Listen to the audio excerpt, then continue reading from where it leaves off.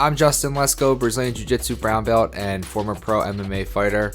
So, Dillon Danis got arrested. First, we saw his less than flattering mugshot. Then we were treated to cell phone footage of his arrest where he was looking pretty rough.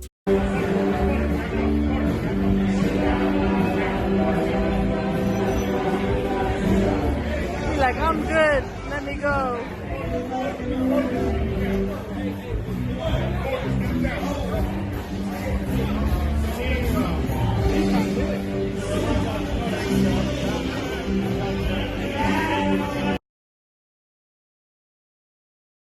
Dillon Danis may be the biggest disappointment in Jiu Jitsu, and unfortunately, Jiu Jitsu has a lot of disappointments.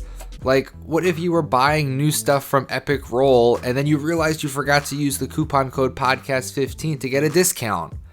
Now that's disappointing. Gis, rash guards, shorts, joggers, t-shirts, everything you need, Epic Roll has you covered. And you can get a 15% discount on your order by using the coupon code podcast15 at epicrollbjj.com. Maybe if Dillon had on an Epic Roll t-shirt, that bleach blonde hair wouldn't have looked so terrible.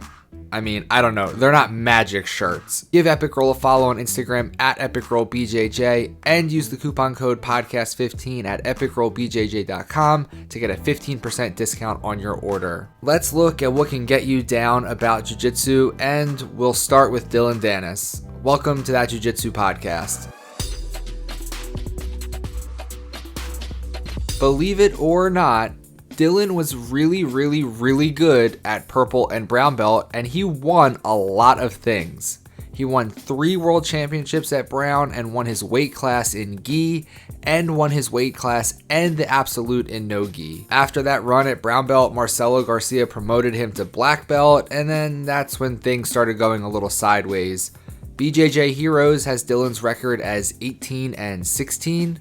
But in the lead up to Conor McGregor fighting Nate Diaz in the rematch at UFC 202, Conor brought in Dillon to help with his grappling, and this is where things got really off the rails. Dillon and Conor became friends, and Dillon obviously was trying to adopt Conor's whole "look how rich I am" shtick. Dillon just isn't as good at that as Conor is, and he just came off way cringy, and it was super obvious he wasn't being genuine, and he was just adopting this persona. A persona that did not suit him. People really started to turn on him, and he became sort of a meme for being just this clown in jiu-jitsu. It even got so bad that Marcelo Garcia suspended him from Marcelo's gym, which is saying a lot considering by all accounts Marcelo Garcia is like the nicest dude in the world. Dillon started to do really annoying, weird stuff where he would claim to be the highest paid and best fighter on the Bellator roster. This was around the same time that Conor started talking about being a partner with the UFC. Dillon fought 2 times for Bellator and pretty much just crushed some cans, and he hasn't fought since 2019. Almost every day on Twitter, Dillon is posting something crazy about how he could beat, some of the best guys in the world. I think he challenged Francis Ngannou at one point. He was also doing everything he could to get himself a boxing match with Jake Paul. And then when that didn't work out, he started trolling John Wayne Parr to do an MMA fight against him. And now he's gotten arrested. The dude was so good at purple belt and brown belt, and he actually had like a 6 or 7 fight win streak at black belt, and now he's just a joke and sort of a cautionary tale. He's a guy who never competes, but loves to get on Twitter and talk shit to everybody, and he's basically just a keyboard warrior at this point. Just a waste of good talent, and it's a disappointment for sure. Let's look at that mugshot one more time. But Jiu-Jitsu as a whole can be full of disappointments. Not all of them involve a giant douchebag embarrassing himself. So let me set the stage for you. You've been training really hard. You've had good results at tournaments. You feel like you're getting better. It's promotion day, and all the people you expect to get promoted do. All your friends get new belts. You thought you were a shoo-in for a promotion and then nothing. It can be very disappointing to not get promoted when you really, really thought you deserved it, or maybe you were expecting it.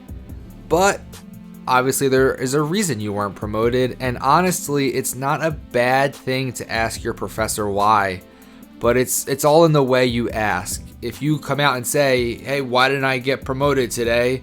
It's kind of a no, don't do that. But if you say, what do I need to work on to get better? Or what do you think I'm lacking in my game? It can be a very positive thing. You'll get honest feedback about what you're lacking, and you'll know what it is that you didn't know you need to improve. Another big disappointment is just losing. If you're going to compete and you're going to train super hard and you're going to take the tournament super seriously, if you show up and you get a bad result, it can be really, really disappointing and really discouraging. Losing is the absolute worst. It can be a net positive, but it sucks. On the day, it sucks. I am a very, very, very competitive person, and it really bothers me to lose. But I try to look at what happened and why and how I can prevent it from happening again. It's okay to lose as long as it can make you better. You can be disappointed, just don't be bitter and don't let it ruin your whole life. Speaking of tournaments, there is nothing more disappointing than working super hard for a tournament, then you show up on the day and there's no one in your bracket. Or I would argue worse, there's only 1 or 2 people in your bracket.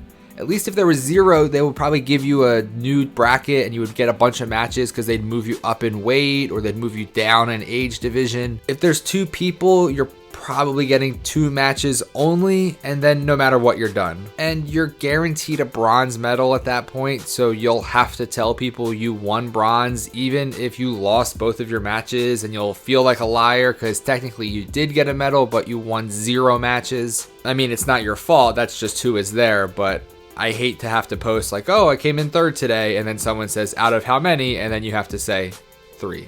Fortunately, with more and more tournaments adopting smooth comp, this doesn't happen as often. Smooth comp is great because it lets you register for the tournament ahead of time and see who else is in your bracket. That way you know before you turn up on the day how many people you have in your division. But it can also work the other way too. Because you can see in real time who's signed up for a specific division, there might only be 1 person currently registered, so you might not sign up because you think, oh, there's only 1 other person, it's not worth my time. But maybe 10 other people did the same thing you did, and if you had all signed up, it would have been full.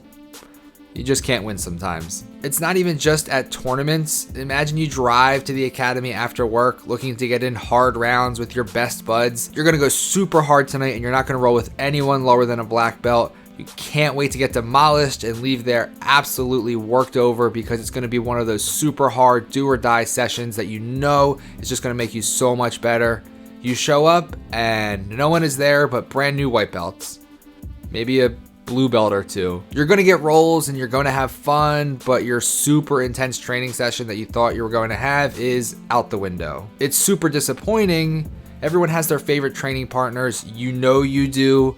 When I say who is your favorite rolling partner, someone just popped into your head. If you think they're going to be there and they're not, it's like getting stood up on a blind date. But fortunately, that's never happened to me.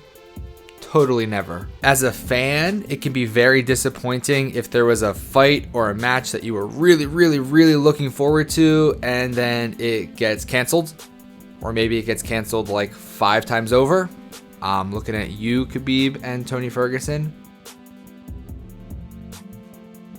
It's hard getting excited for stuff that just doesn't happen. Or it might actually happen and it turns into the worst match or the worst fight you've ever seen, and you've been building it up in your head for so long that it's a real disappointment when the fight sucks. I'm looking at you, Francis Ngannou and Derek Lewis.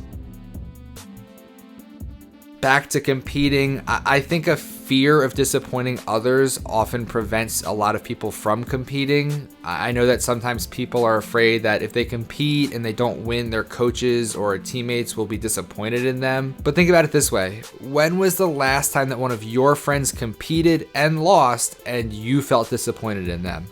Fucking never, right? That's exactly how they feel about you.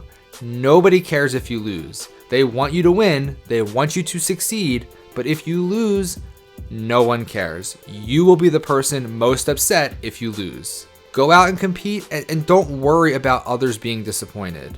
I guess what we learned today is that disappointment can be a big part of your jiu-jitsu life, but only if you let it. And we also learned don't bleach your hair blonde and don't get arrested. I guess basically also just don't do anything that Dillon Danis does. Thank you so much for watching. There is a lot of content coming in the next few days, especially with UFC 266 and the Who's Number One Championship all happening this weekend. I will definitely have a lot to talk about on a competition show early next week, so make sure you're subscribed to the channel so you don't miss any of that. There's more videos right here that you should watch next, and I will see you in the next episode.